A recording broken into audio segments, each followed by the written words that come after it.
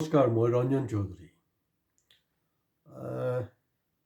ইয়াৰ আগতো আমি দেখিছোঁ মানে ৮০ দশকৰ অসম আন্দোলনৰ পিছত এই মাজে সময়ত এই ২০২৪তো আমি দেখিছোঁ অসমীয়া অসমীয়াৰ কথাবিলাক আহি আছে। তো অসমীয়া অসমীয়াৰ এই কথা বতৰাবিলাকতো আছেই। এতিয়া মোৰ যেতিয়া প্ৰবন্ধ ওলাওঁতে মোক সোধে যে আপুনি অসমীয়া না অসমীয়া, এনেকৈ সোধে। কিয় মোৰ অপৰাধ? কৈছে না আপুনি চৌধুৰী লিখেতো। মই যে এইটোতো মোৰ অপৰাধ নহয়, কাৰণ চৌধুৰী অল ইণ্ডিয়া টাইটেল, অসমীয়াটো আছে অসমীয়াটো আছে। মই ভাবোঁ যে ধৰি লওক কোনোবাই গগৈ, ডেকা, কলিতা লিখে, এই উপাধিৰ সমাজৰ মানুহবিলাকক কৈছোঁ, বেয়া নাপাব, মানে এটা ৰেফাৰেঞ্চটো দিবই লাগিব ন কোনোবা এটা টাইটেল।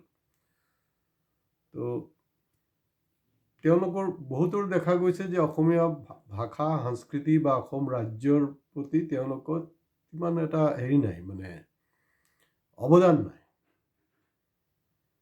আৰু কিছু অসমীয়া মানুহ আছে যিসকলৰ অৱশ্যে সংখ্যাটো কম হ'লেওতো অসমীয়া হয়তো তেওঁলোকৰ মানে অসমীয়া সাংস্কৃতিক জগত বা বিভিন্ন ক্ষেত্ৰতে তেওঁলোকৰ অৱদান আছে।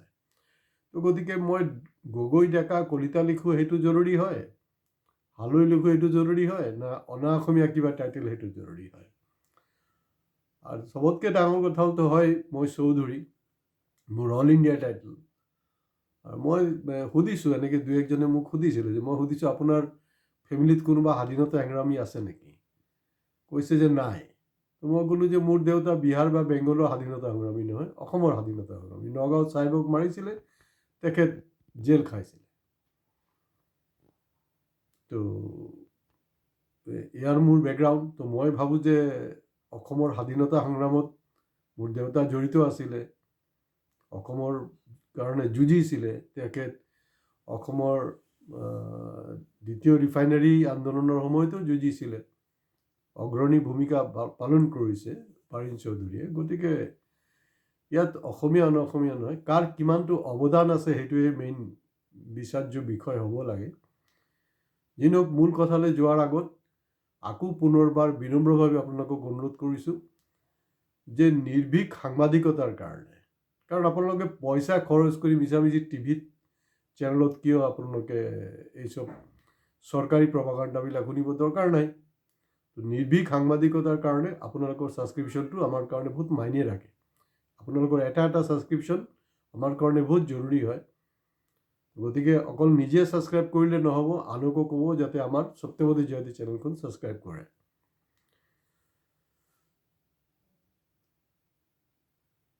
বিষ্ণুপ্ৰসাদ ৰাভালৈ মই ইয়াৰ আগত এপিছ'ড কৰিছোঁ, কিন্তু আজি জ্যোতিপ্ৰসাদ আগৰৱালাৰ ওপৰতে মই কথা ক'বলৈ গৈ আছোঁ।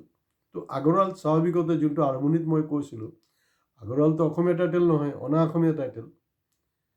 কিন্তু জ্যোতিপ্ৰসাদ আগৰৱালাৰ যি অৱদান অসমীয়া সমাজ সংস্কৃতিৰ ক্ষেত্ৰত, তাত কি আগৰৱাল লিখে না কি লিখে সেইটোতো নিশ্চয় মানে গুৰুত্বপূৰ্ণ নহয়। তেওঁৰ অৱদানটো কি, সেইটো কাৰণে মই আৰম্ভণিতে কৈছিলোঁ কাৰ কোনটো টাইটেল সেইটো ইম্পৰ্টেণ্ট নহয়। ইম্পৰ্টেণ্ট হ'ল যে অসমত কিমান তেওঁৰ কণ্ট্ৰিবিউশ্যন আছে। বিষ্ণু ৰাভাৰ নামটো এইটো কাৰণে ক'লোঁ যে একচুৱেলি যেনেকৈ ধৰি লওক তিনিচুকীয়াতে এটা অসমত বহুত কম ঠাইতে আছে যে বিষ্ণুজ্যোতি সাংস্কৃতিক কেন্দ্ৰ, এটা অনুষ্ঠান আছে দেই। ইয়াত বিভিন্ন ধৰণৰ প্ৰগ্ৰাম হৈ থাকে। তো তেনেকুৱা নামাকৰণত অসমত কেইটা আছে মোৰ অলপ সন্দেহ আছে। তো বিষ্ণু ৰাভা আৰু জ্যোতিপ্ৰসাদৰ এটা সম্পৰ্ক আছে, মানে কাকো আপুনি ছেপাৰেট কৰিব নোৱাৰিব, বিচ্ছিন্ন কৰি এটা আমি আলোচনা কৰিব নোৱাৰোঁ। যেনেকৈ কবিগুৰু ৰবীন্দ্ৰনাথ ঠাকুৰ, তেওঁ হিন্দু মানুহ হয়, বেংগলী হিন্দু। আৰু কবি নজৰুল বেংগলী মুছলমান। তো গতিকে এই প্ৰসংগটো আহিবই, যিটো কাৰণে কৈছিলে যে একই বৃন্তে দুটি ফুল, কবিগুৰু আৰু নজৰুল। ঠিক তেনেকৈ বিষ্ণুপ্ৰসাদ ৰাভা আৰু জ্যোতিপ্ৰসাদ ৰাভাও ৰিলেটেড। দুইজনে কিন্তু মানে শোষিত জনতাৰ কাৰণে যুঁজিছিলে। ডিফাৰেঞ্চ ইমানটোৱে আছে, যুঁজাৰ এই ডিফাৰেঞ্চ হ'লগৈ যে তেওঁ মাৰ্ক্সবাদত বিশ্বাস কৰিছিলে। বিষ্ণুপ্ৰসাদ ৰাভা তেওঁ সশস্ত্ৰ বিপ্লৱত বিশ্বাস কৰিছিলে, তেওঁ হাতত ষ্টেণ্ড গান লৈছিলে। পিছলৈ তেওঁৰ বিভিন্ন হেৰিবিলাকতো আপোনালোকে জানে, মই ইয়াৰ আগত এপিছডতো কৈছোঁ। কিন্তু জ্যোতিপ্ৰসাদ আগৰৱালৰ ডিফাৰেঞ্চটো হ'লগৈ তেওঁ কলমত বিশ্বাস কৰিছিলে, আৰু তেওঁ মানে এই স্বাধীনতা সংগ্ৰামত তেওঁৰো অৱদান আছিলে। আৰু তেওঁ কংগ্ৰেছী বুলি কওঁতে তেওঁ কিন্তু গান্ধীবাদী কংগ্ৰেছী আছিলে, কাৰণ এতিয়াতো কংগ্ৰেছত বিভিন্ন গোট আছে ন, এনেকুৱা নহয়। তেওঁ মহাত্মা গান্ধীৰ যি নীতি আদৰ্শক এইটো সন্মান কৰিছিলে, সেইটো আছিলে। কিন্তু এইখিনিতে মই ক'ব বিচাৰিছোঁ যে দেশ স্বাধীন হোৱাৰ পিছত এয়া বিষ্ণু ৰাভাই হওক, বিষ্ণু ৰাভা যেনেকৈ খোলাখুলিকৈ কৈছিলে এই আজাদী ঝুটা হে, কিন্তু ভাৰতবৰ্ষৰ বিভিন্ন প্ৰান্তত এই আৱাজটো উঠিছিলে। অসমত কিন্তু বিষ্ণু ৰাভাও কৈছিলে যে এই আজাদী ঝুটা হে। হয়, জ্যোতিপ্ৰসাদে সেই কথাটো তেনেকৈ ডাইৰেক্ট কোৱা নাই, কিন্তু আমি বিভিন্ন বিষয়ৰ ওপৰত বিষয় যেতিয়া আমি অধ্যয়ন কৰিছোঁ, আমি জানিবলৈ পাওঁ যে তেখেত এই ডায়লগটো কোৱা নাই সঁচা, কিন্তু তেওঁ যি ধৰণৰ স্বাধীনতা বিচাৰিছিলে, স্বাধীন ভাৰতখন যি ধৰণে হ'ব লগা আছিলে, সেই ধৰণে যে হোৱা নাই, সেইটো কিন্তু সদায় তেখেতক পীড়া দিছিলে। আৰু তেওঁৰ বিভিন্ন কথা বতৰা আৰু লিখনিৰ মাজত কিন্তু সেই বস্তুবিলাক প্ৰতিষ্ঠিত ইতিমধ্যে হৈছে। তো গতিকে এনেইতো বহুত এটা টাফ ছাবজেক্ট। যেনেকৈ ইয়াৰ আগত মই স্বামী বিবেকানন্দৰ ওপৰত কৈছোঁ, এইবিলাক বৰেণ্য ব্যক্তি।